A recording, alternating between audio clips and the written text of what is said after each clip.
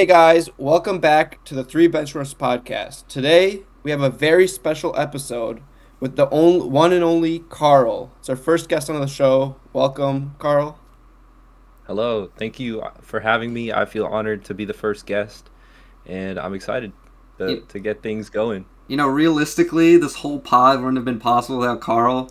He low-key gave me the webcam, so for all of you saying that podcast equipment is too expensive, it you know I've seen that. I saw that comment. I saw that it's comment. been there a few times, but Multiple times. hopefully Oh we move wow. past those.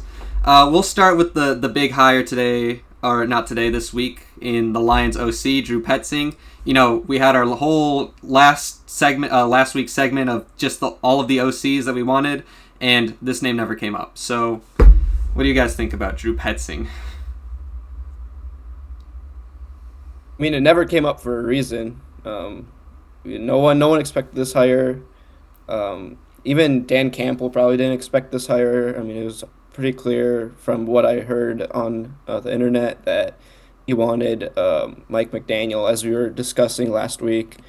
Fortunately, that did not happen for whatever reason, and now we're gonna have a interesting next season at offense with a coordinator that doesn't have that great of a reputation, honestly. Yeah, to add to Alex's point on throughout the internet, I've seen a lot of Cardinal fans really shocked at this hire, wishing for him to be fired for a couple years while he was there. But, to his credit, he did establish a solid run game the first couple years he was there with the weapons that he had. But obviously, the last couple years, they've had a bunch of injuries. Their running back, receivers, like Marvin Harrison Jr., didn't really get the production he was hoping to. So I think if he can at least establish a run game, the Lions have a chance to be successful with him. But I guess we'll see if Amon-Ra and Jamison Williams can really get going under this offense. So my biggest thing when I saw this is that in like Lions fans post, they're like, oh yeah, this is the guy that we put over like those terrorist edits was Drew Petzing. So it's like to have him come to what is potentially it is easily a top 5 offense in the NFL is a little scary to say the least. And Amon Ra also didn't make the situation better when he commented on it, saying, "Guys, like we're not just gonna hire an idiot. You just have to trust in the process." But the last time we trusted in the process, we got a John Morton. So hmm yeah, Carl, do you have any input on either John Morton, Drew Petzing, any of the Lions' recent moves? Yeah, I was actually not aware of Drew Petzing's existence Oh, before none of us were. this None of time. us were. Don't worry. Yeah, I didn't even know who he was. But I did see the St. Brown podcast where Amon Ra said what he said and his faith that he has in Brad and in Dan Campbell to find the right guy for this offense. But I, what Oleg said, I didn't know that Dan actually did not have him in his mind. Like, is that something that he said himself? I thought it was like I that they mean, liked Drew Petzing more than Mike McDaniels, but in my mind, it's like Mike McDaniels is maybe in the minds of the people the best option, and to hmm hire someone before he's off the table, or even him and Sean McDermott. I don't know if Sean McDermott's even going for this OC job, but when there's like a lot of candidates left, I don't know if it's settling on Drew Petzing yet, but it was puzzling when it happened. yeah, I don't know. I mean, like, it was pretty clear Mike McDaniels was the favorite for the job just based off of his resume alone. And like I said, Dan Campbell wanted him to be the OC. Uh, I see. that didn't end up happening. So I don't know. I don't know what to say about this hire. There might be some personal issues that we don't know about. But yeah, no. I mean, Mike McDaniel's now is the OC of the Chargers, which I mean goes to show if we really wanted him, like if everybody at the Lions wanted him to come here, it would have happened. I mean, hmm it's a pretty clear choice when it comes to leading the Lions offense versus leading the Chargers offense. So I really I saw don't know what happened. Yeah. even today. I think he canceled some head coaching interviews with the Bills, I believe. That's right. That's right. So yeah, he we could have got him at that position. Brad has made his risks in the past, and fortunately, many of them have paid off. So, um, I guess only time will tell Yeah, I just want to if touch this one on will some as of well. those risks as well because recently they haven't been paying off like they used to. In my Hmm. mind, Gibbs, that whole draft class with Gibbs, Jack Campbell, Brian Branch, back to back to back, That was just perfect. that gave him a lot of leeway, exactly. And then we go to the next draft where or the most recent draft, he puts Tyreek Williams in the first round, kind of a non-factor this year. Hopefully he gets better, and hopefully this isn't a discussion. And the rest of the draft class kind of, again, not as deep or as that not as deep as we're used to, other than Isaac Tesla. I love the man. Um, but also that, along with John Morton coming, in, it's kind of making I'm at least in my mind as a Lions fan, my perspective of Brad Holmes is not so crystal clear as it once was. Like, oh, this guy could, lead an army, and I would follow behind him blindly. But Yeah, you I know, think I think I think Brad Holmes is just, he's not focused on winning at this exact moment, obviously, because he's kind of whiffed on getting players at the deadline or even free agency in general. Like, I get it's hard to find offensive linemen in free agency, but you could tell the difference from last season to this season and how they were playing. Like, we would dominate the run game on offense, and this year we seem to just come back to earth, and the defense wasn't improving. So I can understand trying to be solid for the future because the Lions have been, not so good for a while, but I think there needs to be some changes or at least holding them more accountable coming up here soon. and it's even Right, at, and especially as fans, yeah, as fans of the Lions, it's really easy to like become very pessimistic about this team just based off of the last God knows how long. I history, mean, SOL. yeah, I mean you can go back 3 or 4 years and like yeah, all we knew back then was just failure after failure after failure. So when we see the same patterns happening, it's very easy for us to recognize like what can be an issue for the going forward for the next season. And I mean, when Amon Ra was saying we don't know anything, it seems like he doesn't understand what the history of this organization is when he was saying that. He doesn't understand how much of a role the fans have on the success of the team. Even coming to Ford Field, I mean, these crowds were like half empty 5 years ago, like before COVID. You could get a ticket for like $30 the day of, whereas now, I Yeah, mean, you won't find one for under $500. I went on a So cruise hopefully we don't cheaper go than a back to Lions that. game, But so I just want to put that yeah, out there.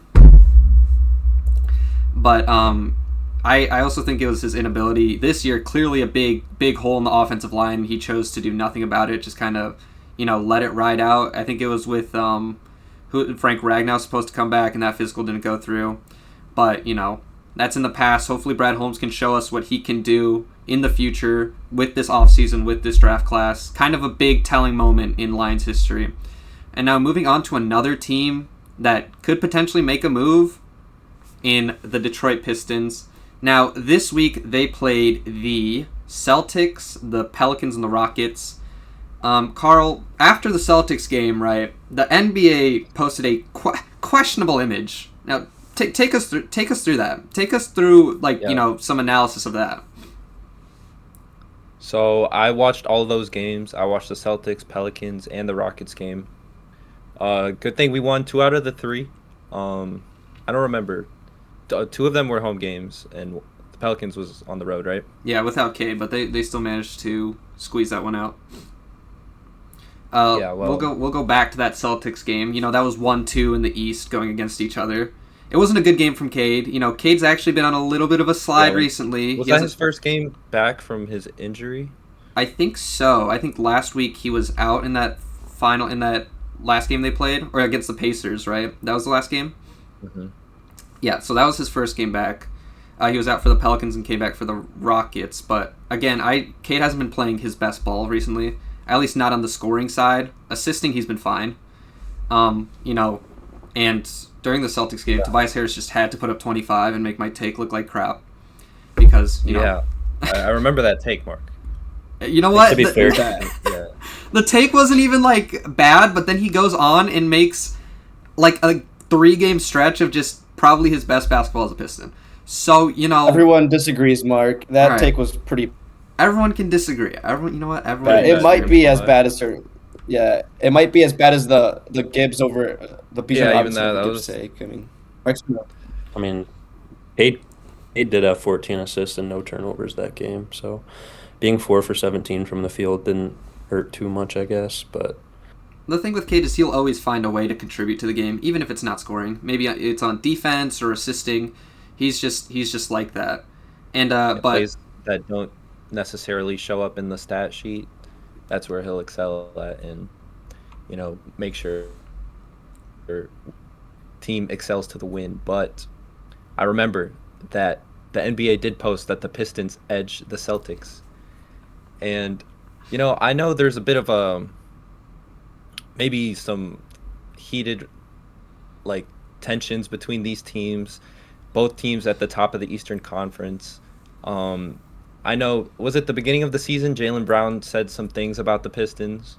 everyone said Like, things about the Pistons, bro. So I'm, like I'm there sure was he a did. specific clip, like talking about how the Jaylen Brown was talking trash about the Pistons. Like, oh, we're still gonna beat the game, but this time we'll let Pritchard take over. He'll score 30 because the Pistons have been struggling or something. But yeah, and then he goes, gets a picture of his meat getting grabbed by Cade and misses a buzzer beater. So what can you do if Mhm. you're Jaylen Brown? There, kind of an L take for the against the Pistons if you're Jaylen Brown there. yeah, I mean, watching that game was really bad because the Celtics just huck up threes the entire game. I think over 50% of their shots are from three, and they only shot like 30%. So it's just, it's not great basketball to watch, but, it's got them championships in the past, so I don't know. Yeah, and on the contrary, I mean, the Pistons these last 10 games have been the second worst shooting team in the NBA, and yet they're performing this Hmm. well. Because So, you can all I start from mean, the defense when you're the Pistons. right. And then we move on to this Pelicans game. Cade is out. Karis LeVert is out, as if that mattered anyway. Someone in the comments section of one of the videos pointed out, I had put a target on the wrong guy. Maybe it's We'll get to Karis LeVert. But this Pelicans game, it was happening during the Red Wings Maple Leafs game. Was that right? One of them, or the Wild. So I didn't really have my full attention to this. Pelicans, they're fighting for their chain in the 14th place in the West. They edged out the win. Not edged out, but got the win here. And it made me Sadiq Bey realize... played pretty good Yeah, and I was getting to that. on I the was like, Pistons. why did they trade him away for James Wiseman? Essentially. That's true. Like, Sadiq Bey on Yes. this team right now would be great. Yeah. Honestly, I yeah. mean, that was like 3 years ago, so you never know with the NBA. I mean, there's like Danish Jenkins came from nowhere, and now he's like playing pretty well, literally taking Cade's role. He did at least in that game versus the Pelicans. So you never know in the NBA. I mean, I can't really criticize the Pistons for their past moves. Besides, you can only criticize a team when it happens over and over and over again. So Yeah, That I mean, happened for like 15 years straight. the Pelicans did shoot 22% from three, and they also have another shot hucker, Jordan Poole, on the bench, who went 4 for 17. So, no, there's that too. Yeah, and then He- if you it's continue so to look much. at the box score, all of the Pistons starters they all had above 10, and it was just a deep contribution. But we'll move on to this Rockets game. Carl, I don't know if you heard the commentary, but at least on the stream that I was watching from Space City, awful. I don't know if on FanDuel is bad, but these might be the worst. I guys was I've ever- watching on Amazon Prime, I think. That's where it was showing for me. Anyways, those guys were awful. I just had to throw that out there, not relevant to the game at all. Steven Adams and Yeah. Tari Eason were out, but Carl, bring us through this game. What did you think of the Rockets beating out the Pistons here? I feel like it's just one of those things where it was really anyone's game up until the very end. The Pistons have trouble closing out games, and I feel like we've seen that throughout this season. We'll have leads, and then they'll get cut down. We'll come back from leads, and then lose them again. But I feel like if one person isn't performing well, someone else will, take the role. I really thought Ron Holland did great last night, I and agree. he was playing well on both sides of the ball and just making such difficult shots. And it was just nice to see that everyone, we have depth in our bench. Did you also catch like the playoff vibe that they had going on there? Like they were on smoke. They wanted to like tussle every like other play. Like it was a good game from a neutral standpoint, but when you're a Pistons fan, you kind of got to watch the refs maybe not making the best calls in your favor. It was, you know, maybe Yeah, I mean, questionable. but the Pistons shooting didn't help either. I mean, they went 7 for 32 from three, and to be their entire bench had positive plus minus, and their entire starting lineup had double digit minus plus or minus. So it just goes to show that when there's an off night, the bench can come in and serve as like their serviceable rotation. However, they need something from the starters, otherwise they're not going to be able to pull through. And that's a trend that I've been noticing a lot is, starters kind of lag behind a little bit the other starters. The bench comes in, goes on a run, evens the game back up, maybe takes a lead, and then it's kind of back and forth from the rest of there. So to remedy that problem, we have all brought to you, Carl, a trade to help this Pistons team. Okay? Oh, wow. I will start. I have two. I have a realistic and a hopeful trade. Now, my first one is... I'm going to pick which one I think is the best. Well, you'll just hear all of them, and then you say which ones you would want as a Pistons fan. Which one you think would work best for this team, right? So my first one, I have Luke Kennard coming to the Pistons, back to the Pistons, for Marcus Sasser, a second, and a first-round swap with Atlanta. Kennard is on the Hawks right now? On the Hawks, yes. He is leading the league in three-point percentage, and I think the biggest thing the Pistons need is just another three-point shooter. And then my second trade is Jaren Jackson coming to the Pistons. Is that actually... I'm lagging a bit. Is that actually a stat, like the 3-point percentage? Oh, no. I was going to say, is 3-point shooting one of our big needs? Yeah, I think feel they're like second Duncan to last or Robinson... third to last Yeah. in shots a game. That's something I did not know. So there's that. And then my hopeful trade is for Jaren Jackson, where we give up Tobias Harris, we give up Karis LeVert, 2026 first, 2026 second, 2027 second, and a right to swap picks in 2027. So you're essentially giving up a first, 2 seconds, and a swap first for Jaren Jackson with the Tobias expiring contract and Karis LeVert, who has been kind of a terrorist when he plays. So those are mine. Austin, you go next with your trade that you've proposed for this team. Speaking on Mark's point about Tobias Harris last week, if we were to move on from him, I found a trade where we could give up Tobias for Jeremy Grant, another former Piston, and the 2028 first from Milwaukee. Obviously Portland has Jeremy Grant, but they also have the Bucks pick. And I think, you're giving away an expiring contract, which I don't know if they would re-sign Tobias or just let him walk at the end of the season for Jeremy Grant, who makes like $5 or $6 million more per year, I think, and he has 2 years left and a option on the third year, which would probably get declined. It's a player option. But however, Jeremy Grant, this season he's putting up 20 points, 38% from three. He could be serviceable from behind the line, and 85% free throw shooter. So I think we could bring in a piece like that and try to switch things up maybe, and he could also be good on the defensive end also. Olex, did you have one? Yeah, I did. So my trade, interestingly enough, was with the Pelicans, and involved giving away Tobias Harris, Jaden Ivey, and Chaz Lanier for Trey Murphy, Kevon Looney, and Jose Alvarado. Pistons also could add in like a first round swap if need be. This trade is like balanced for both teams in terms of the cap. I mean, the only reason I would include Kevin Looney in that trade is just because of his contract, so that the Pelicans have more of an incentive to accept. I mean, Tobias Harris and Jaden Ivey, as we discussed in previous weeks, we feel like are pieces that we can give up, that we are willing to give up, especially with their contracts expiring soon. And I think the star of this trade, at least for the Pistons, would be Trey Murphy. He's been very good, and I think having a player like him would be great as like an assistant for Cade, particularly in that guard position. I mean, Jaden Ivey hasn't been putting in that great of numbers maybe because of his minutes played, he's also injury prone. So having that sort of swap, I feel like the Pistons win on almost every player involved in that trade. Um, so hopefully we can get a deal done soon. All right, Carl, you heard Trey Murphy, Jeremy Grant, and Jaren Jackson coming to the Pistons. You heard the packages going out. As a fan, which ones, or which is there one that stands out? Is there one that you wouldn't do? How do you look at these?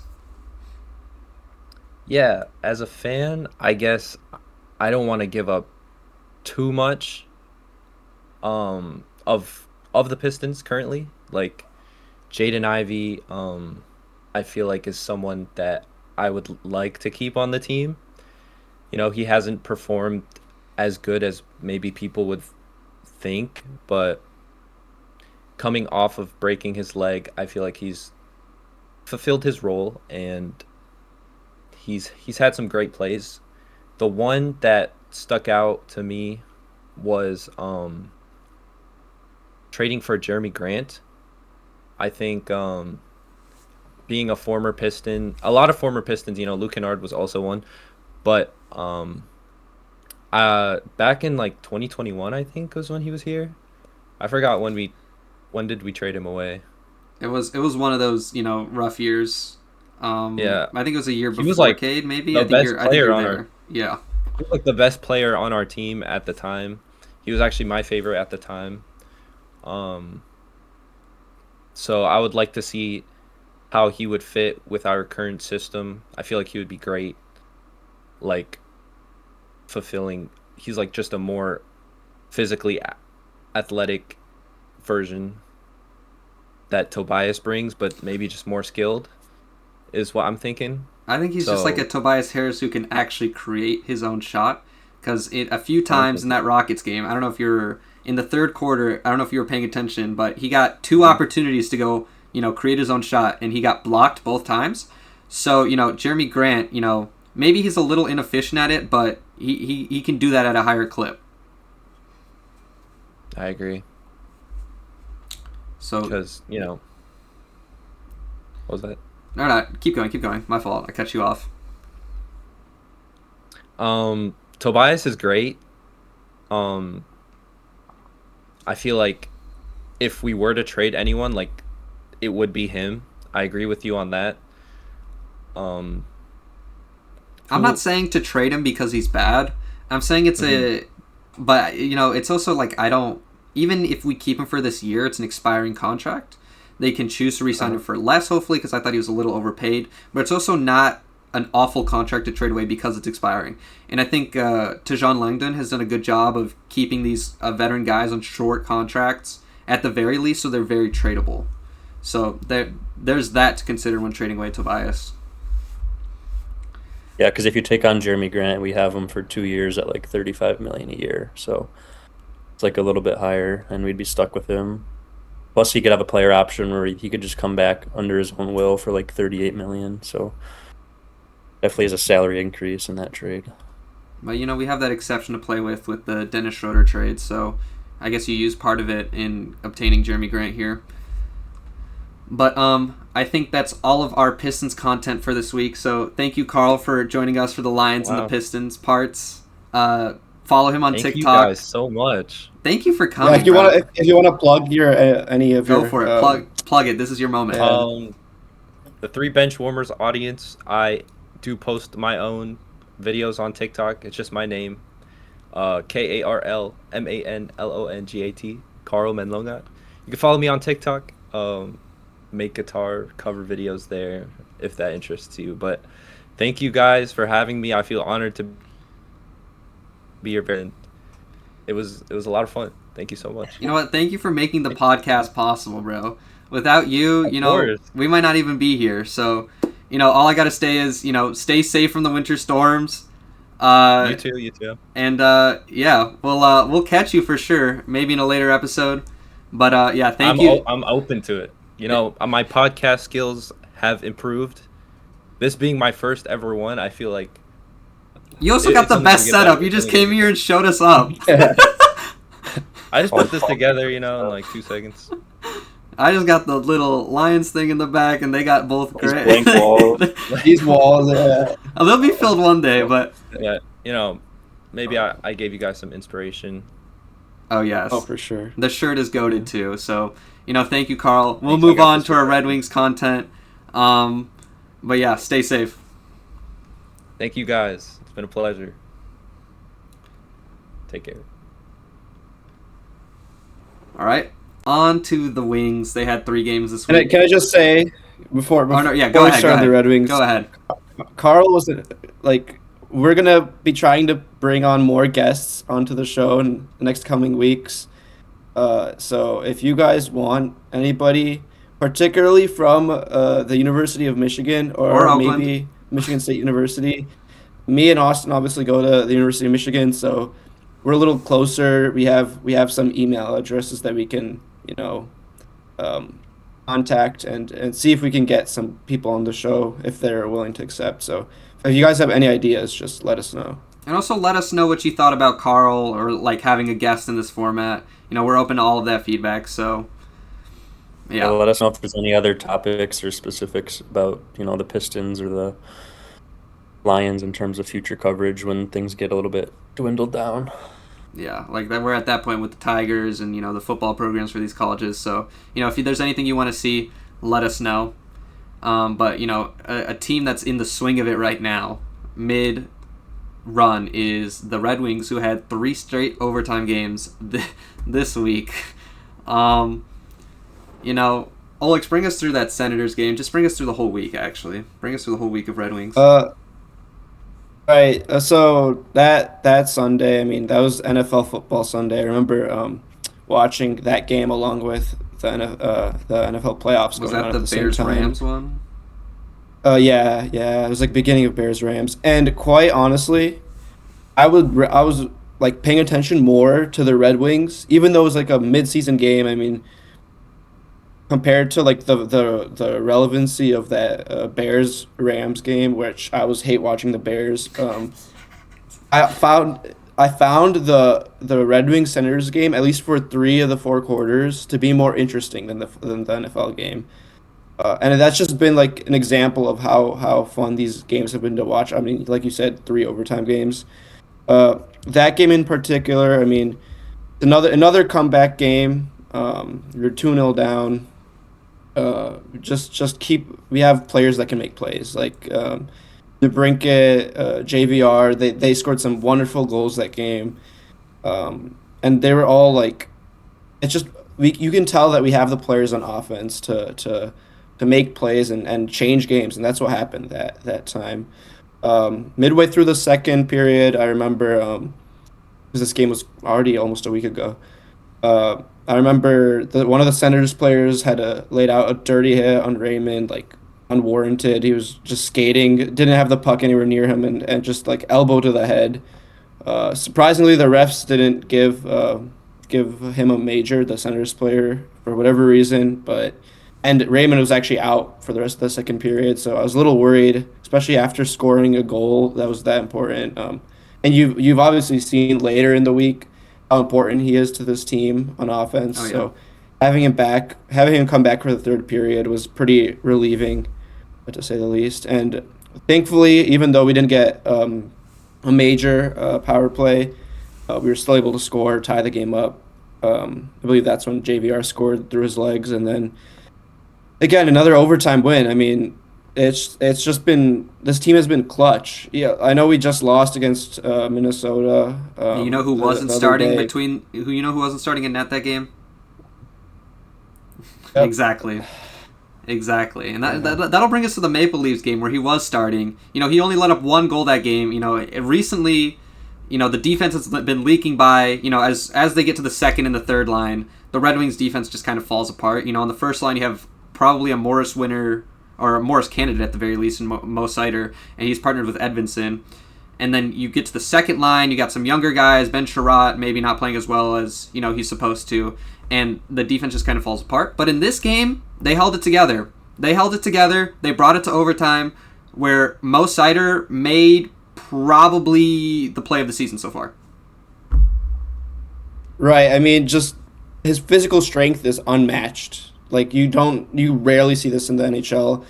All the defensemen that are considered elite defensemen is because of their offensive skill more so, at least in the modern day, than their defensive skill. Because you can track those points, right? You can track the assists and goals much easier than you can these plays that aren't on the stat sheet. And then obviously Sider goes and basically just outmuscles Maple Leafs or wins the puck and assists Larkin for the winner. And then after he scores, you see another player on the Toronto Maple Leafs slowly skating over towards Sider, and he just gets laid out. He's just a Like Sider victim isn't of even Mo looking at him. Sider. Yeah, so like these sort of plays, I feel like because you can't. I mean, obviously you got to assist there, but generally speaking, you can't really. You have to go very deep into the stat book to find like how effective he has been on defense. But I mean, I'd rather have him go unnoticed, and then teams have play the Red Wings and then get the Sider experience unexpectedly, because we've seen in any professional sport, if you're not a team that's considered to be one of the best, but you're still good, you still have these players that can make plays. Those are the teams that normally do the best and exceed expectations. So Like the hopefully Pistons we last can year. still.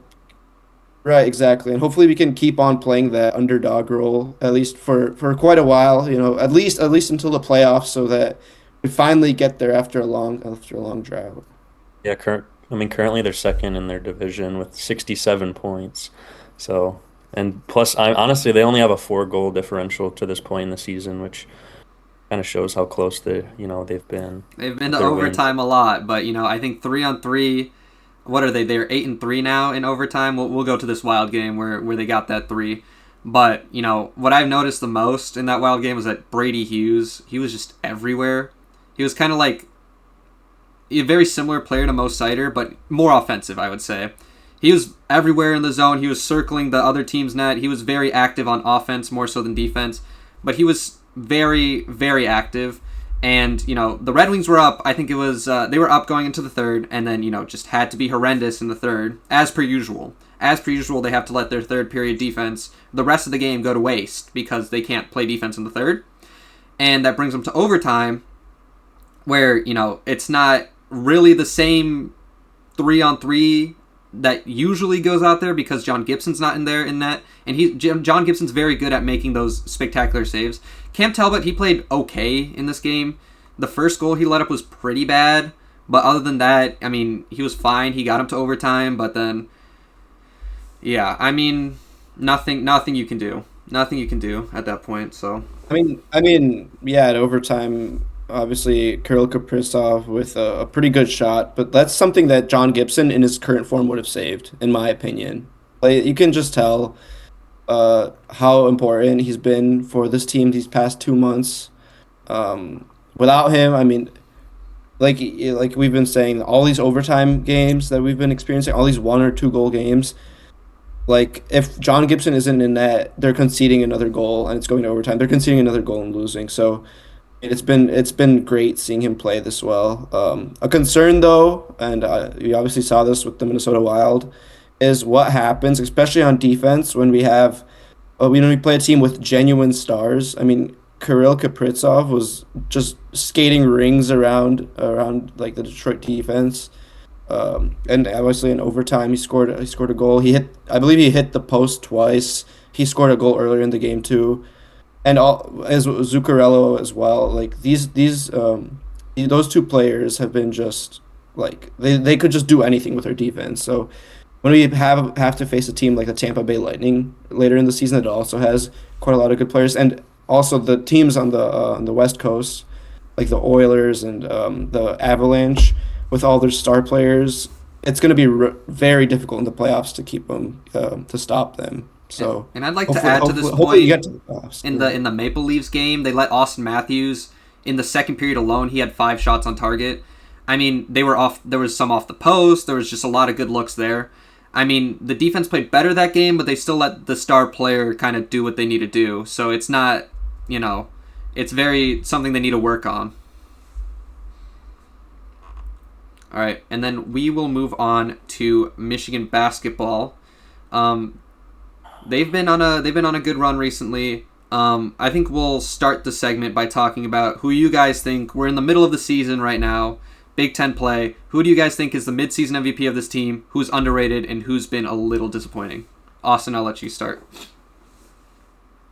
In terms of like effectiveness and impact on the game, I still think the most valuable player is Yaxel. Marez Johnson has really shined, but when Yaxel's out there, the plus minus is usually the highest, and he really takes command of the game at times. In the last couple games, we saw him drive to the basket a lot, and he draws a lot of fouls because of his size. People really can't defend that without not going vertical. So I really think he's the MVP. I'll let Olix handle overrated, underrated, but I really think Yaxel's done good so far. Yeah, I mean, I agree with you. I think Yaxel is the MVP of this team. You saw these last two games. Contrary to what the Red Wings have been doing with the opposing team star players, he's basically been assigned to handle those ball screens, and once the guard comes off, to get to a player like Bruce Thornton, which had only 10 points, I believe, or 11 points last night. Only 6 points until the last 3 minutes of the game. So you can obviously, and that's I feel like is entirely on Yaxel. I mean, he's been so great defensively. Um, I think at the same time, though, and it's sort of ironic, but I think he's been the most underwhelming player, an I agree with underperforming that. player for this team. When I was looking through it, it was between him and Namari, and not only I'm just saying Namari because it's so much depth. It's hard to pick one guy, but of the guys on this team, I don't know, he's doing his role very well. But I think last year he was a little better. That's my analysis on that. But Yaxel, he's had a disappointing stretch on the West Coast. He's been a little inconsistent, not the top scorer that they might need, like all the time, but he's able to take over a game. I think it's his defense that's proven to all of like that. That's why we all think, I don't know about Mark, but me and Austin, we both agree that he's been the MVP. But at the same time, I know how good he can be. I saw him play really well against Gonzaga and Auburn earlier in the season. And he sort of had glimpses of that same version of himself last night against Ohio State. But still, I think he can improve. I mean, one thing that I think stands out above the rest in terms of Yaxel is that he's been shooting horrible from three these Yeah. last at this point 10 games. I mean, all of conference play. He's been sitting around that 20% mark. It's Genuinely, I I mean think that's Cohen part of Carr what has been shooting better. it has to be close. Yaxel started the season out really well. So I think that's part of the reason why I think he was underwhelming. As for like underrated goes, I think Morez Johnson Jr. has been the quiet star of this team. He doesn't have the ability to guard the perimeter as well as Yaxel does on defense, but interiorly he's probably Michigan's best defender in terms of overall ability to guard these other big men. He's very physical, and then on offense, I sometimes get the feeling that he's basically like Vad Golden from last year. I mean, you can just feed it to him in the post, and if it's a one-on-one, he's scoring like 90% of the time, and that's why he has, I think, the fourth highest field goal percentage of any player in college basketball in the country, which is extremely impressive. So. I think he has been the player that people haven't been talking about that much, but I mean he deserves it. I would honestly put either him or Yaxel as the MVP of this team so far in the season. I would definitely like to give some respect to Trey McKinney too. I think he's came into almost every game this season and at least been a net positive for the team. He played like over 20 minutes yesterday and he hit most, if not all, of his free throws. I mean, I saw a couple times where he locked up a guard on the opposing team, Ohio State. So I think he definitely deserves some flowers there. And he's only a freshman, so I think he'll definitely even get better. But he's been hitting his shots too. So I'd like to throw in my underrated is Elliot Cadeau. It's like I think that people don't understand just how much of a presence he is at the point guard position. He's able to run these plays. He's the lead passer on this team. Everything goes through Elliot Cadeau, and he's also able to just take over a game. Like even earlier this week, he put up 30, or maybe not earlier this week, but earlier this month for sure. He put up, was it 30? Or I know he put on a Oh, his career high was 19, and he scored 19. Well, 19 two times this last month. So yeah. anyways, Amara, who, a very good scorer, the defensive anchor. I think he's second in the whole NCAA in blocks, but I think there's some aspects of his game that hold him back from being like, Yaxel level on offense, and he's just unplayable late in games. But from like the first 35 minutes, I would say the game runs through how Ade Mara is doing for the most part. I agree, and the issue with that is if the other team has and obviously he's been great interiorly, just like Morez Johnson. The issue with that, and I think this just comes from his size, he can't really guard the perimeter at all. So if the other center can shoot, which has been the case a couple of times, it's going to be the case next week with Nebraska and Michigan State. Um, there's like there you can't keep him on defense because he's going to get exposed every time. The same thing goes for rebounding and like hustling. He always goes for the block no matter what the case is, and whenever there's a shot that comes off the rim, he is not mobile enough to like. I don't think I've seen him jump over like 2 inches a single time because he can dunk without He jumping. doesn't So have why to. would he? But yeah, but that's a negative because I mean it's a positive sometimes on offense, but when it comes to rebounding, you can just tell he's lacking. I'm sure his stats are high enough in terms of just pure rebounding numbers, but his percentages of getting the rebound are relatively low for how he should be doing given his height and position. All right, and we'll move on to the actual games. They played Indiana to begin the week, and it was Austin. You brought up last week that Tucker DeVry was the most valuable player when they played MSU in the whole nation. He goes out early with 2 fouls, and Michigan goes on a great run there to get an early lead in that game. But also because Indiana started pretty poorly, they were able to do that. They keep going. We keep going through here. I thought it was really funny when I looked over because I'm not the best with jersey numbers, and I see that Morez Johnson's just wearing 51 now. I'm like, guys, what did I miss? I'm like, I was like, I was 90% positive that this is not what he was wearing the rest of the season, but and then Yeah, no, I yeah. mean, I don't know if they show what happened on television. I I mean, might me have and been in Austin the were at the bathroom or game, something so because I missed that whole sequence of him like okay. tearing his His jersey. Yeah, yeah, no, some player on Indiana tore his jersey, had to get that changed up. That was pretty funny from the perspective of the crowd.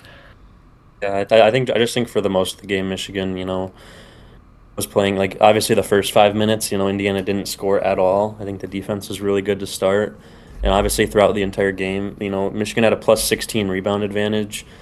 In Indiana, Tucker DeVries, he came out in 90 seconds with 2 fouls. He still played 30 minutes somehow, so he must have played the entire second half. However, I think Michigan shot 40% from three, 51 from the field. They did struggle from the free throw line, but they did get a lot of attempts, so that's always a good sign. Hopefully, they can figure that out. But no, that was a good win. And even late in this Yeah, I mean game, that game was just a yeah, no, that game was just a case of Michigan being the taller team and then Indiana having to overcompensate interiorly, both on offense and on defense, which led out to a lot of kick out threes, which was why their 3 point percentage was that high. it also led You're to a saying lot that. of fouls from Indiana. There was a lot of guys like 4, 5 fouls, 3 fouls like really late in that game, and that just kind of prevented them from playing the interior defense that you need to have a chance against Michigan. But anyways, moving on from that game, we have Ohio State. This was the Trey Burke game. You guys were both there. You guys got a picture with Gus Johnson too. So take us through that Yeah. because it was definitely an electric atmosphere. Oh, that was probably top three games I've been to as a at the Chrysler as a Michigan fan. I mean, it was a great atmosphere. I heard all around Twitter and all around social media that no one can hear anything. The Chrysler is quiet. And honestly, I'd give that to the design, either the design of the stadium or where the cameras are put, or and the microphones are put on in the stadium, because when you're listening to the broadcast on television, you can hear the baskets, like you can hear the ball bouncing off the basket. But in person, I mean, me and Austin were there. We were like third row seats, sitting right next to the Michigan bench. You could not hear a single thing on the court. The only time you would hear something is like during timeouts. Dusty May would be screaming at his players, but that's like basically the only thing. So it was very loud. It was a great atmosphere. Obviously, a rivalry game. In addition to it being a jersey raising night with Trey Burke being there, very very good game to be at and to watch. I know Mark, you weren't able to watch it at all because you were watching the Pistons, but no, it was definitely one that I was glad that I didn't miss. Yeah, you know, Michigan winning by double digits after playing how they did is what really impresses me, and they could be consistent in the future. They shot 5 for 23 from three and missed 10 free throws and had 14 turnovers to go along with it. So, you know, there's a lot to clean up, and they still pulled it out from Ohio State. I think I mean, there was some height on Ohio State, so it wasn't like super easy, but that they could dissect that zone pretty easily, I thought yesterday.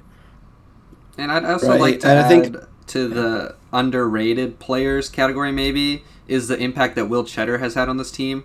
Every time he comes in, he just provides a spark for this team. They all love him, and he always goes out there and puts 100%. He'll put his body on the line. He'll get hype after a charge. Not even just in this game, but in every game he plays. So I think that Will Cheddar coming back for his 5th year has been more impactful to this team than maybe people think. right, having those four guys come back from last year certainly has provided a stable base for the team in terms of both just pure offense and defense efficiency as well, because they're obviously all pretty good players. I think barring Will Cheddar, they would probably be in contention to start for any team.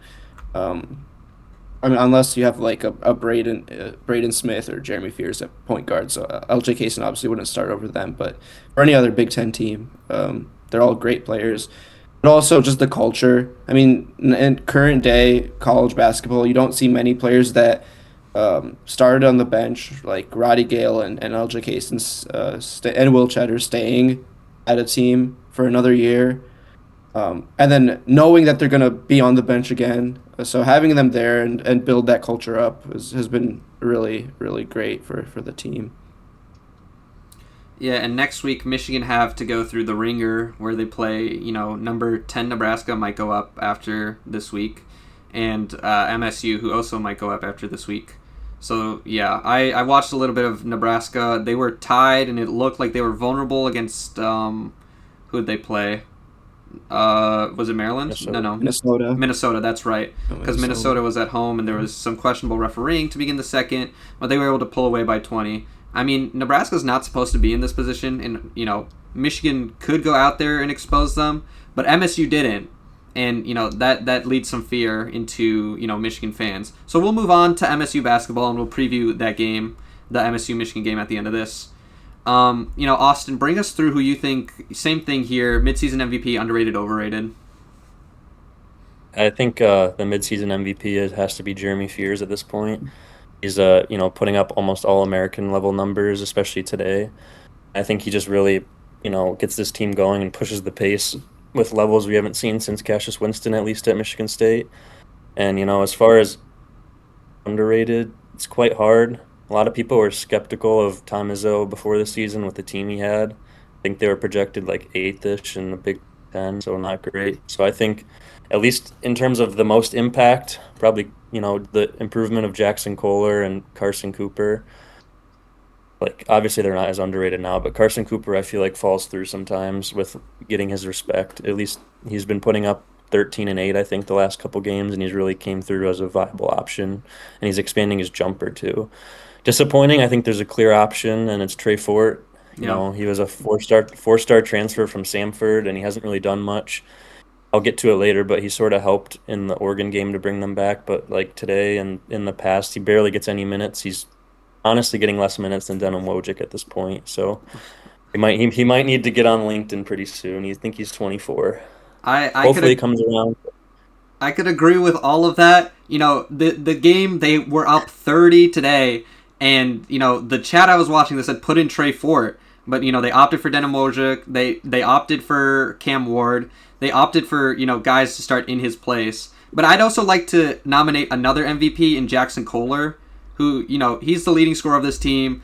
their entire offense right now kind of revolves around him. He's been on kind of, the West Coast trip. He wasn't the best, but today he comes back and he puts on, like a routine performance. He's also shooting, it's very good from three. I don't know if he's above 50 still, but at some point in the season he was.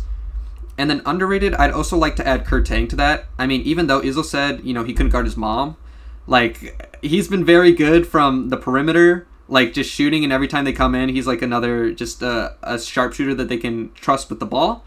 But, yeah, that's my take on it. And we'll go straight into this Oregon game. Even both teams, when they went to the West Coast, they had fans in these arenas, against Washington, against Oregon. You were hearing go green, go white. You were hearing go blues. So I don't know if that speaks to the Oregon fans or how well, the West Coast fans or how well, the Michigan and Michigan State alumni base is. But there was that. They played the same depleted team that Michigan did Michigan State against Oregon. And this is the game where, Izzo sits down, they hot mic him and say, Kerr, you couldn't guard my grandmother, and she's 99. And he doubles down on this in an interview afterwards, which is crazy. Just crazy thing to say.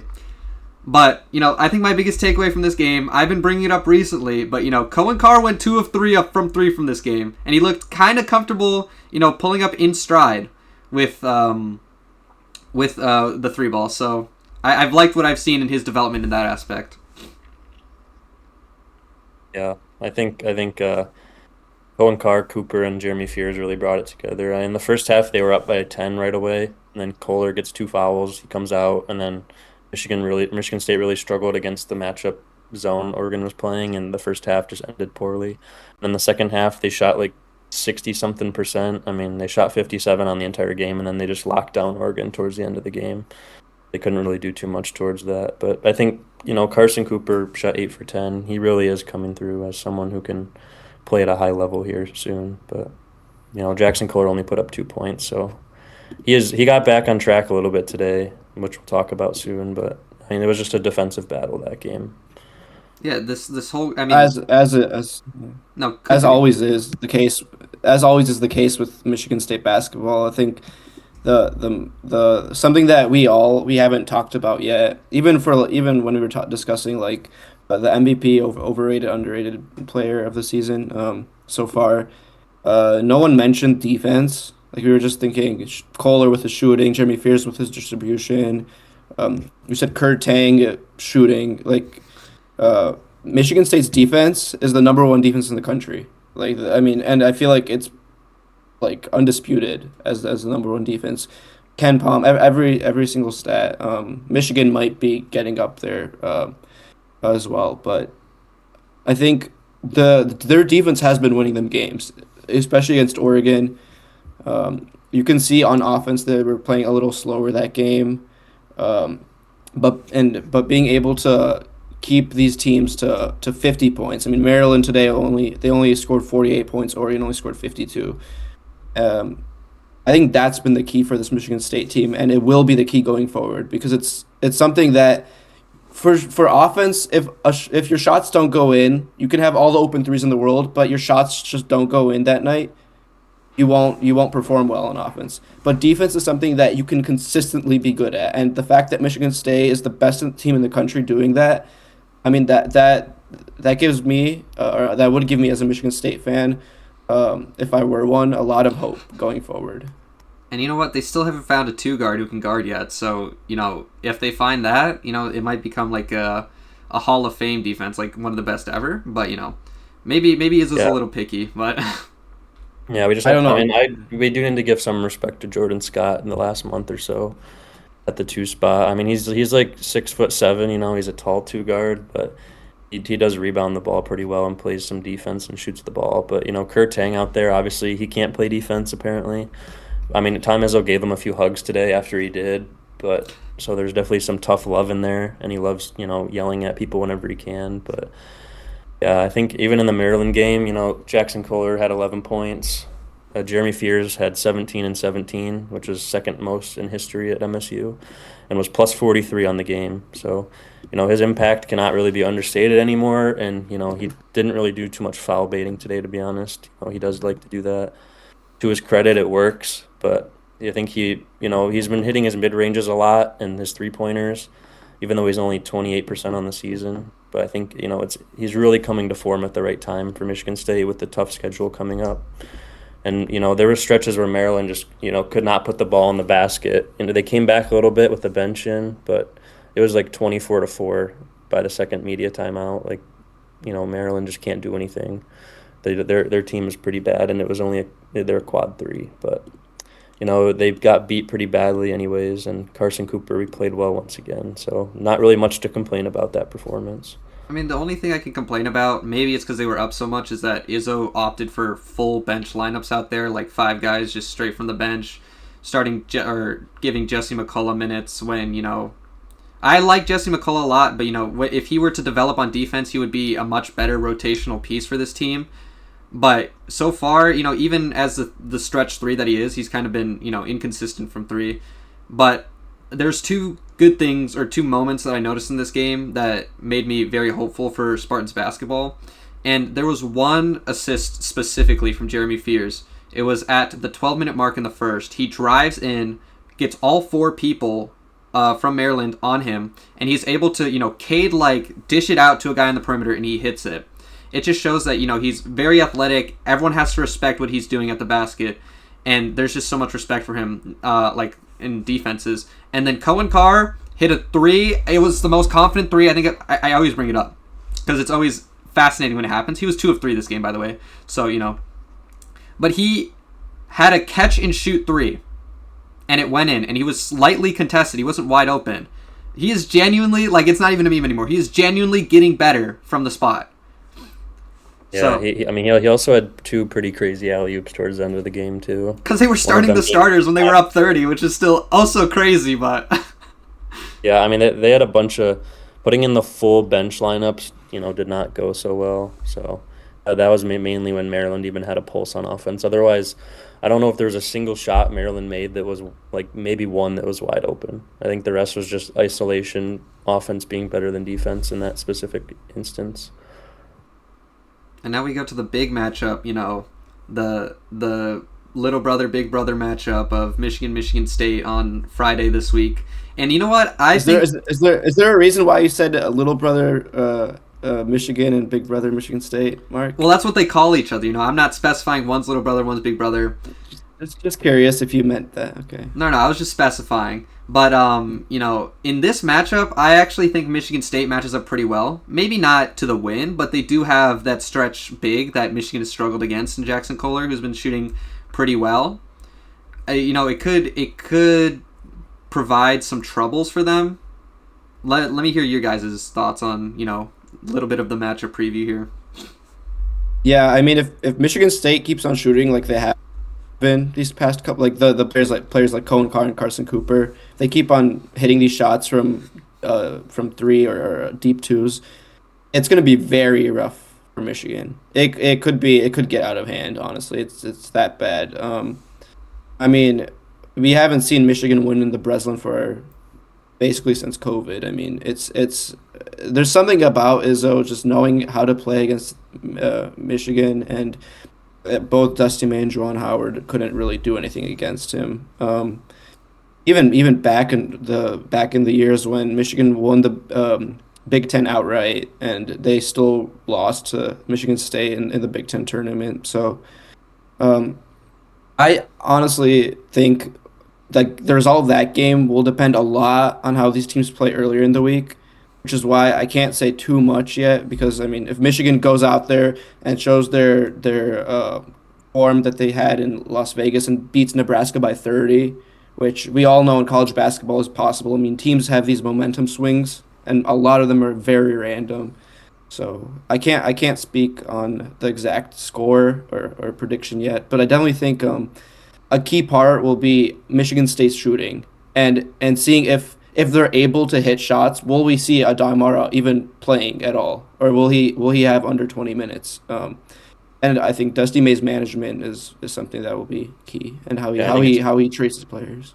Going to be pretty tough situation for Michigan bigs with Jeremy Fears, especially with the pick and roll and how quick he can get down the court. So I don't know if they keep Mara in for too long of stretches. I've seen him really become slow on getting back on defense. So I guess we'll just see. Plus, it's going to be a tough environment, I'm sure. And, hopefully, if both teams don't play their starters too much in the next game, which Michigan obviously might have to, I think that'll definitely play a big impact in the result because, there's only 2 day gap. So I don't know how much you can really get in a rest without needing to prepare because it's probably your biggest game to date, at least in the conference wise. Obviously Nebraska, I'm not trying to overlook them, but no one has any idea how they're going to perform on Tuesday. So I'm pretty excited for that. But. All right, let us know how you guys think that game's going to go out. I definitely think it'll be close. I genuinely don't know if I can pick a winner in my head because I just think that Michigan State matches up so well against Michigan. But I'll leave it at that. Let us know your thoughts in the comments. And I'll also go through and talk about my dear Oakland basketball. This is my 5 minutes of shine, so let me have this one. I didn't catch this Green Bay game, but, Oakland won by 25. And finally, oh my god, I've practiced his name and I still can't save it. Naivulura, I'm going to call him by his first name, Tuburu. He put up 26 and 10. For preseason Horizon League Player of the Year, he is definitely the disappointment of this team, not doing, everything he's supposed to. But he played great this game. Isaac Garrett also put up 17 and 10 rebounds. And it was just a good dominant win against a Horizon League opponent. And then we move on to probably the worst game I've seen Oakland play. Other than that Michigan game, I don't think anything will beat that. Against IU Indianapolis. So they were favorited by, I think the spread was 18. Something crazy like that. And they lost by almost 20. So, they were facing a team with the second worst country in the second worst defense, half-court defense in the entire nation. So how do they go about defending then? They just don't do in the half court. They do a full court press, and Oakland couldn't beat this press no matter how hard they tried. And the defense, even when IU Indianapolis, they play at one of the fastest rates in the country too, to make up for that defense. And Oakland just looked awful. It just looked awful. They were letting open threes. They were just letting anyone, people from the dunker spot. They were beating all of these zones they were throwing at them. What's his face? Bryson Edwards looked like prime, Shaq out there. They just gave it to him in the dunker spot, and he was able to dunk it. I saw that 2-3 times. But one positive I can take away from this game is that Brett White might be the best, or not best, but at least the most pure three-point shooter I think I've ever seen. Every time the ball leaves his hands, it looks like it has a chance to go in. And not even that it has a chance, it just looks good. The jumper looks good, every ball looks good. And then we'll bring that to the Detroit Mercy lineup, where or the Detroit Mercy game, where he played well in that game. He hit a three, and they were able to win that game. It's a rivalry matchup. Oakland's biggest rival is Detroit Mercy. Don't know if you guys knew that or not. But, they were able to play well this game as opposed to recently. They started the game with a 3-2 and then moved to a 2-3. They've been moving just to different types of zone defense. Because their team is undersized, they can't match up man-to-man. I think their tallest guy is either 6'9 or 6'10. So, even when they played Michigan, they didn't have their second tallest player, Michael Hogue. He was in a boot. And he played really well this game too. But I think the biggest thing, there's two main takeaways from this game, is that Isaac Garrett, he went down with an injury, with an ankle injury, and it looked very similar to what Braden Smith went down with today, but Braden Smith came back, Isaac Garrett didn't. And then Oakland, near the end of the game, they had to inbound the ball. They ran 4 verts. They just straight up ran 4 verts, and it worked. So there's that. That's my analysis of Oakland for this week.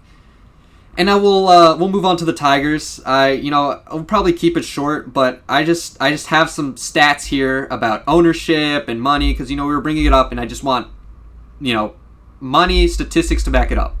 Right.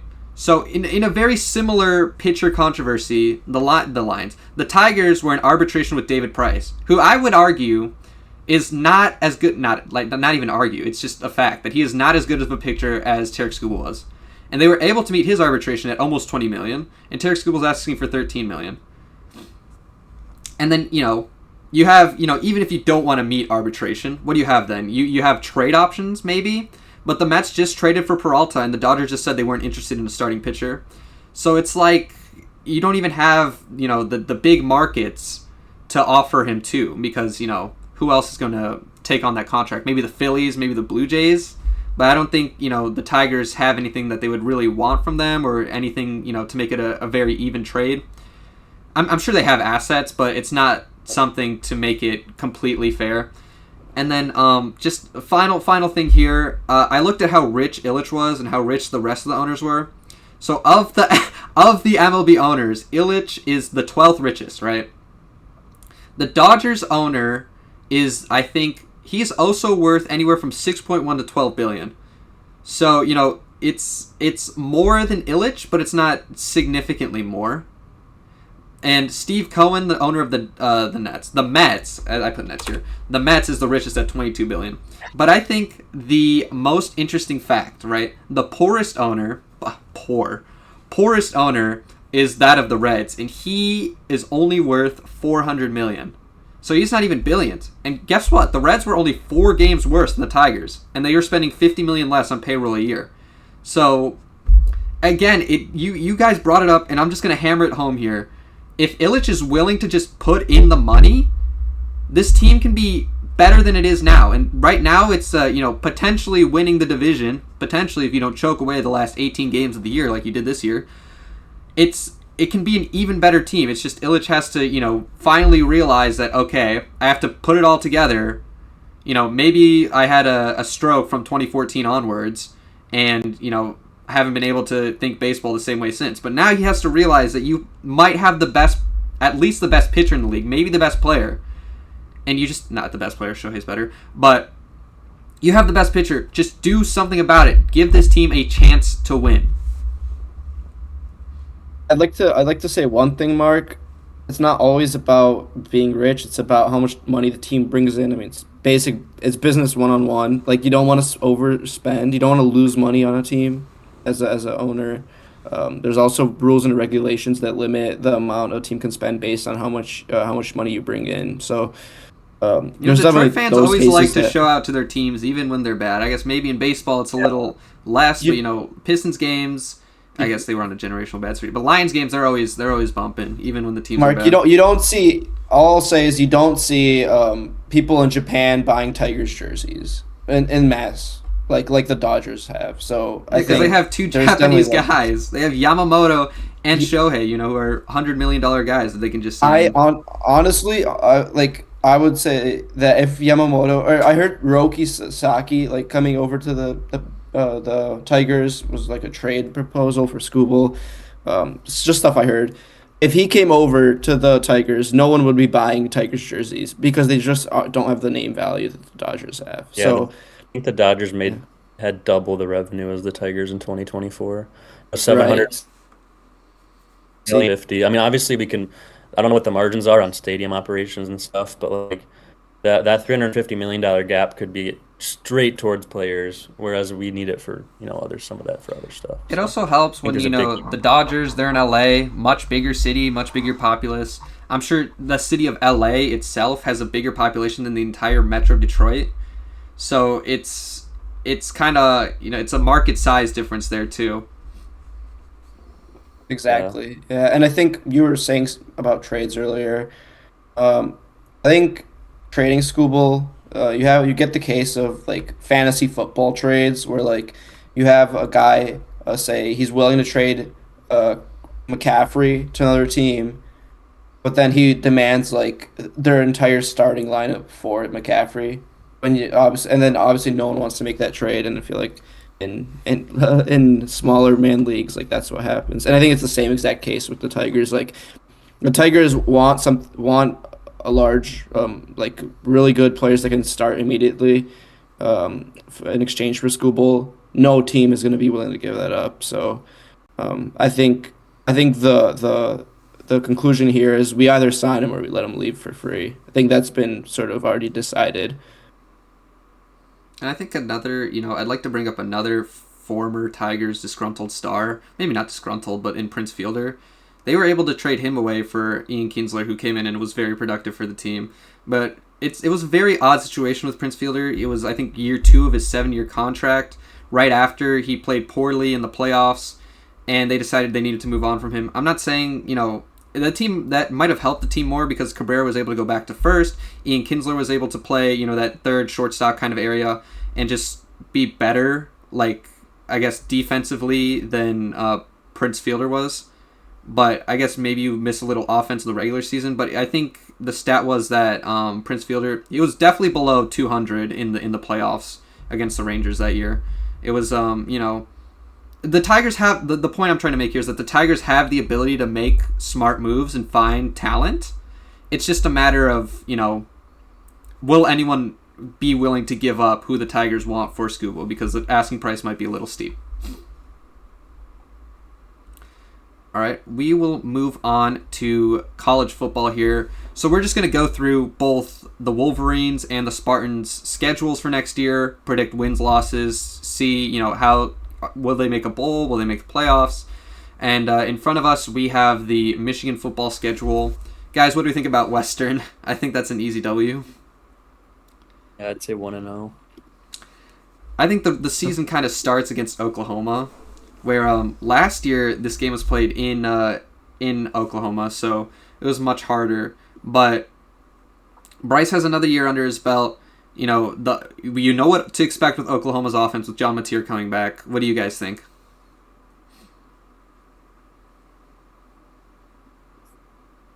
Yeah, they have the way too early top 10 Bleacher Report has Oklahoma as 10th right now. So currently they project it as a top 10 matchup. I'm not too sure what Oklahoma's going to return or how Michigan will look at all. So I'm pretty split on the decision. I would probably lean loss, but I wouldn't be surprised if Michigan won that game. Right. I mean, one thing to consider is that they're playing at the Big House this year, and um, from the majority of the game this last season against Oklahoma, it was within one possession, two possessions max. So even with the horrible games that they played, I mean, Bryce Underwood, it was like 30%, had a 30% completion rate that game. We were still able to keep it close. And this was with a disgruntled and unorganized defense, with an offense that essentially had zero passing game at that point in the season. Bryce Underwood didn't run at all that game. He had so much space. I remember one play in particular, he had so much space to run. Instead, he decides to throw into double coverage.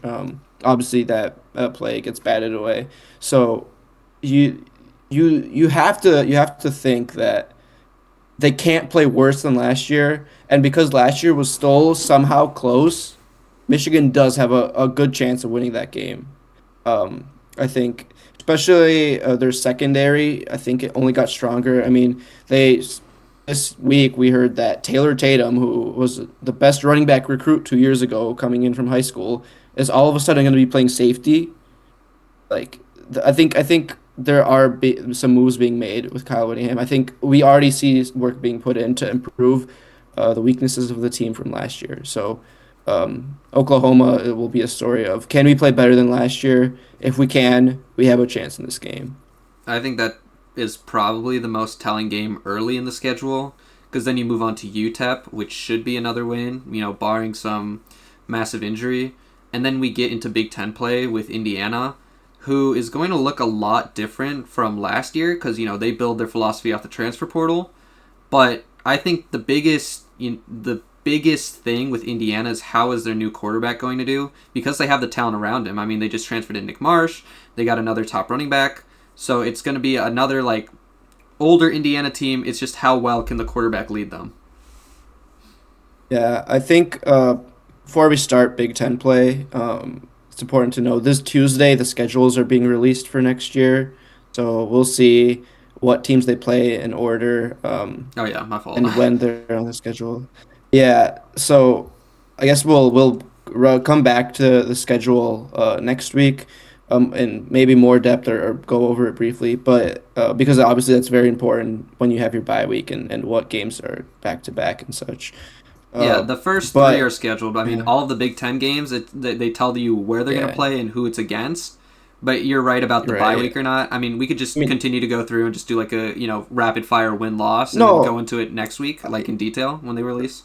right. I mean, I think if we want to, I think we should go over this schedule as a whole.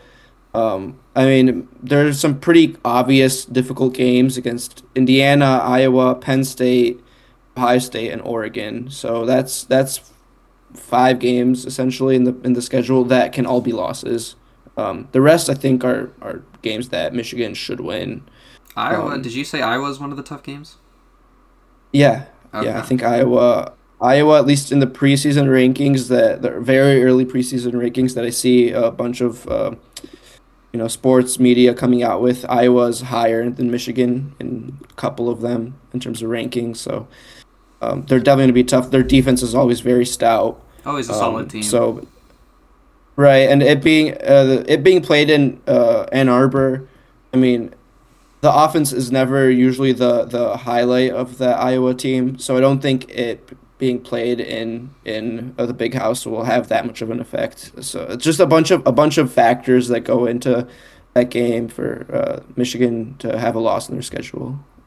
But yeah, Do we no, have a, those do we have five a games. ceiling or, do we have a ceiling or a floor projection? I think this floor I think we said is 5 losses. We got Oklahoma, Iowa, Penn State, or Ohio State, Oregon. But Penn State, I think it's a mixed bag. They were supposed to be good last year. They really weren't. It depends how good Rocco Becht and all these transfers that they have. The Iowa State head coach coming in, so I think that's a mixed bag. But at a ceiling, oh, Indiana's still a tough game. I do think there's always a chance to beat Ohio State. It doesn't matter, the stature of both teams. But if I had to say an absolute ceiling, I would say 11 wins, maybe 1 loss. That's too hopeful. I'd give them 10. I mean, 10. I mean, to I was back and forth on the Oregon one, but to say that out of the games against Oregon, so at yeah, Eugene, at Columbus, at Ohio State, and then against Iowa, Indiana, Penn State, and Oklahoma, to say we only lose one of those games, that's just unrealistic given how we performed this season, given the fact that Bryce has not shown anything to say that he's going to all of a sudden perform a lot better next year. So I would give this a ceiling, 10 and 2. And I'm not saying that like we're gonna lose all those games or we're gonna lose at least two of no, those specific yeah, games. I I think those games, if like I can see a world where we beat Oregon, we beat Ohio State away, both those games. But then because our team is so worn down from those games and both physically and mentally exhausted, we lose like at Minnesota or we lose against UCLA at home. And that's been a like a characteristic of Michigan teams in the past where you put a lot of focus into the big games, particularly against Ohio State. The games that occur a week before Ohio State, we always struggle because we're looking ahead, and that's just the challenge of having a Big Ten schedule. Is you can lose to anybody on any given day. So I think that's really going to be telling with Indiana at Ohio State and at Oregon. That's why I'm almost leaning towards 9-3, but I could see yeah. 10-2, but those are just for any team. That 3 game gauntlet is going to be insanely tough. Kurt Signetti just doesn't lose to anybody who doesn't play in the Natty, so I don't know how I'm sure his team will be magically great again next year. I wouldn't be surprised with their spending. So I mean, that's the only thing. I guess more so, I think the hardest game on the schedule could be Oregon with Dante Moore coming back. You have a lot of continuity there, which could make it harder because they have a system going. Dante Moore was supposed to be a top 5 pick projected, and decides to go back after having a really bad playoff performance. But it's a tough gauntlet for any teams, those 3 games. But we'll move on to the MSU schedule, where they also have a little bit of a gauntlet to go through. yeah, I mean, I think Toledo and Eastern, though, whether they struggle or not, those will win, and Notre Dame at away will definitely be a loss. I honestly have no idea how to. I haven't really the roster like put together. No one really has any idea how it'll come to fruition, but I expect a few more Big Ten wins. Having Rutgers and some of these other teams, Northwestern on the schedule that they could win, and Nebraska is a little bit depleted possibly, but obviously not as tough as the Michigan schedule. They play Oregon at home and away at Michigan. That's really it from a top 25 perspective, Notre and Dame at Notre away is Dame. probably their toughest game. So I think even if they somehow win the rest of the games, which is unlikely, I don't see them being better than maybe a shocking 8-4. But I could see something like 3-9 even. I don't know how to judge the season. I think I yeah, got I think 7. Yeah, I think 8 might be the cap to this team. It right. I depends think on how good Wisconsin is, in my opinion. Oh, I mean, yeah. I mean, these teams like Illinois, Nebraska, Wisconsin, Washington, they're all very capable teams. The MSU of the past, especially these last 2 years, they'd lose all those games. So it's going to be interesting to see how Pat Fitzgerald changes up the scheme of the team, the way they play. Um, I think it's sort of funny to say that their floor is winning or at least doubling the amount of Big Ten wins they have in the past 5 years. So uh, altogether, so I Looking at think the they'll win schedule, at I least think their two floor is 4 wins in the Big Ten. I mean, they're beating with Toledo and Eastern two. Michigan, but in the Big Ten, I think their floor is 3 wins in the Big Ten, so 5 wins, 5-7, because it's just Michigan State. I haven't seen a single good thing from them these past 2 years, and I can't just speculate they're gonna become better all of a sudden with a bunch of new players that we haven't really seen play all that much together with a new coach. Obviously, the quarterback Milojevic is still there to stay, but um, yeah, I don't know. I think they at least double their win total in terms of Big Ten games from the past 5 years, but um, I don't know. I also think That's you a guys might be really writing weird off schedule. Toledo and Eastern Michigan a little too much. You know, in previous years they had a loss to No, Boston College early. I know Boston College is maybe a better team than those two, but it's not like a routine stomping through. You know, I guess last year they it played is. It Western and it was is. 23-6, but you know, Yeah, I Toledo mean always has like Western a Toledo always has like a top Western also prospect won their bowl in game. the So, secondary, so well, I mean Western beat Kennesaw State handedly in a bowl game and went 9-4. So didn't they win I the don't think MAC? winning 23. I'm not sure on that, but I mean, Mark, they yeah. basically won 23-0 because they let up a pick six at the end. But Mark, I don't, it's not. You might be right. yeah, there's probably a 0.1 chance they lose either one of those games, to be honest. I mean, Yeah, no. pretty sure Toledo lost their entire coaching staff this offseason too, because Yeah, no. he was actually there. These days you won't see a Power Four team losing all that often, even if it's Michigan State. So, Well, I don't know. yeah. My only thing with Yeah, Toledo is that they always have some corner in the draft or secondary. I know they have a top 2 round projected guy. Last year they had he's an Eagle now. What's his face? It's not coming to me, but he was drafted by the Eagle. Quinion Mitchell. He was drafted there. He went to Toledo. So they always just have a star player on defense. I don't know if one guy can stop the whole team, but it makes me think a little bit about it before I confidently say Michigan State. They should roll through them. They should win these games, but you never know. yeah, I don't know that was some crazy shade at Boston College too. Yeah. Being the same level as Toledo, as if they didn't make 2 straight bowl games before this year in the ACC. I don't know. The ACC was pretty not good, if you guys remember, if Duke won the ACC. Pretty You know, sure 2 years ago that it was pretty solid. I Yeah, think Mark. SMU made the playoff. Miami was pretty solid with Cam Ward. I mean, Miami sure, the was solid conference is this not year, great. too. But, they Comparing it lost to too many games in the the MAC ACC. is crazy. All right. Anyways, Yeah. that's all the talking points we have for today. Let us know what you guys thought of this one. Let us know anything else you'd like to see for future weeks. And that's all we have. So that'll be so long from the 3 bench warmers.